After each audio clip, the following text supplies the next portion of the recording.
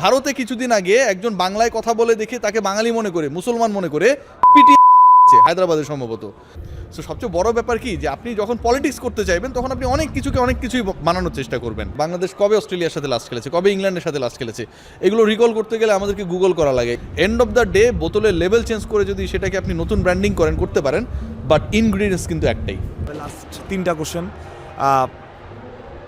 যেমনটা শুনছিলেন আসলে অনেক রকম অভিযোগ ইন্ডিয়ার পক্ষ থেকে, মানে ইন্ডিয়ার একটা গোষ্ঠী করছে, সবাই না, যে সংখ্যালঘু নির্যাতন বা তাদের সুযোগ সুবিধা বা বৈষম্যের যে ব্যাপারটা, কিন্তু লিটন দাস বাংলাদেশের ক্যাপ্টেন, আর এটা কি আসলে বার্তা দেয় কিনা যে আমরা আমাদের জায়গায় ঠিক আছে? ভাই, বাংলাদেশে যদি সংখ্যালঘু নির্যাতনের যে রেঞ্জটার কথা বলা হচ্ছে, হ্যাঁ, সেটা যদি সত্যি হতো, অবশ্যই কিছু বিষয় নিয়ে অনেক ধরনের কমপ্লেন্স রয়েছে এবং এগুলো খুব ভ্যালিড। যেমন ধরেন একজনকে পুড়িয়ে মারা হয়েছে, এটা কি আপনি সাপোর্ট করতে পারেন না? কোনোভাবেই না। সে যেই ধর্মের যেই বর্ণের হোক, আপনি কি মেরে ফেলবেন নাকি একটা লোককে? কিন্তু এটা এই না যে সারা বাংলাদেশে এরকম ঘটনা ঘটতেছে, সারা বাংলাদেশে এরকম ঘটনা ঘটছে এরকমটা না এক, আর দ্বিতীয়ত বাংলাদেশের মানুষ এগুলোকে সাপোর্টও করে না। আমি কি বুঝাতে পারছি? এখন যদি বাংলাদেশ রাষ্ট্র হিসেবে, বাংলাদেশের মানুষ, বাংলাদেশের নাগরিক হিসেবে এগুলোকে সাপোর্ট করতো, যে যারা হচ্ছে সংখ্যালঘু তাদেরকে মারতে হবে, পুরাতে হবে, আক্রমণ করতে হবে, ঘর জ্বালিয়ে দিতে হবে, তাহলে আপনি এটাকে একটা পয়েন্ট হিসেবে নিতে পারতেন। সেটা তো না। কিছু ঘটনা ঘটেছে এবং আমরা এটাকে ঘৃণা জানাই। ভারতে কিছুদিন আগে একজন বাংলায় কথা বলে দেখে তাকে বাঙালি মনে করে, মুসলমান মনে করে পিটিয়ে মারা হয়েছে হায়দ্রাবাদে সম্ভবত। তাহলে কি পুরো ইন্ডিয়া একই রকম চিন্তা করে?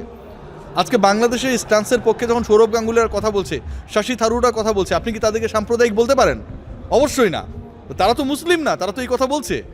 সো সবচেয়ে বড় ব্যাপার কি যে আপনি যখন পলিটিক্স করতে চাইবেন তখন আপনি অনেক কিছুই বানানোর চেষ্টা করবেন। এন্ড অফ দ্য ডে বোতলের লেভেল চেঞ্জ করে যদি সেটাকে আপনি নতুন ব্র্যান্ডিং করতে পারেন, বাট ইনগ্রিডিয়েন্টস কিন্তু একটাই।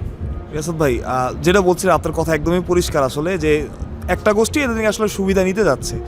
দিন শেষে আসলে কি ক্ষতিটা ক্রিকেটেরই হচ্ছে কিনা, এবং বাংলাদেশের মতো দল যারা আসলে পাকিস্তানও না আবার অস্ট্রেলিয়াও না, তাদের জন্য এটা একটু ডিফিকাল্ট কিনা?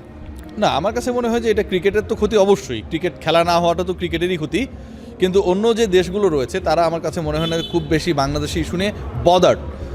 আমাদের সাবকন্টিনেন্টাল কান্ট্রিগুলো বদার্ড, কারণ অন্যরা এতটা বদার্ড হবে না। তারা এমনিতেই বাংলাদেশের সাথে খেলে না। বাংলাদেশ কবে অস্ট্রেলিয়ার সাথে লাস্ট খেলেছে, কবে ইংল্যান্ডের সাথে লাস্ট খেলেছে, এগুলো রিকল করতে গেলে আমাদেরকে গুগল করা লাগে, ESPN ক্রিক বাজে আমাদেরকে সার্চ করা লাগে। সো তারা আসলে বাংলাদেশ খেলবে না সেটা নিয়ে খুব বেশি বদার না। ধরেন এখন এই ওয়ার্ল্ড কাপ হচ্ছে, স্কটল্যান্ড এই বিশ্বকাপে খেলবে না, এটা নিয়ে আমরা কিন্তু খুব বেশি বদার হইতাম না। ইট ডিপেন্ডস যে আপনার আসলে ভৌগোলিক অবস্থানটা কোথায়, আপনার কার সাথে খেলা রয়েছে, কে এই ঘটনাটা ঘটাচ্ছে, অনেক ব্যাপারগুলো রয়েছে। সেই ব্যাপারগুলো যদি ক্লিক করে তাহলে হয়তো কোনো একটা দল, কোনো একটা দেশ বদার্ড হয়, সেগুলো ক্লিক না করলে আসলে বদার্ড হওয়ার কোনো কারণ নেই। একদম লাস্ট প্রশ্ন, আসলে বাংলাদেশ সিদ্ধান্তটা নিয়েছে, আমার কাছে মনে হয় যে BCCI বা ICC কেউ আসলে বুঝতে পারে না যে বাংলাদেশ সিদ্ধান্ত নেবে। আপনার কি সেটাই মনে হয় কিনা? না, সবাই মনে করেছে যে বাংলাদেশ এরকম কোনো সিদ্ধান্ত নেবে না, এত স্ট্রং অবস্থানে যাবে না, এবং বাংলাদেশ নতজানু ক্রিকেট নীতিকেই, ক্রিকেট কূটনীতিকেই আসলে অবলম্বন করবে।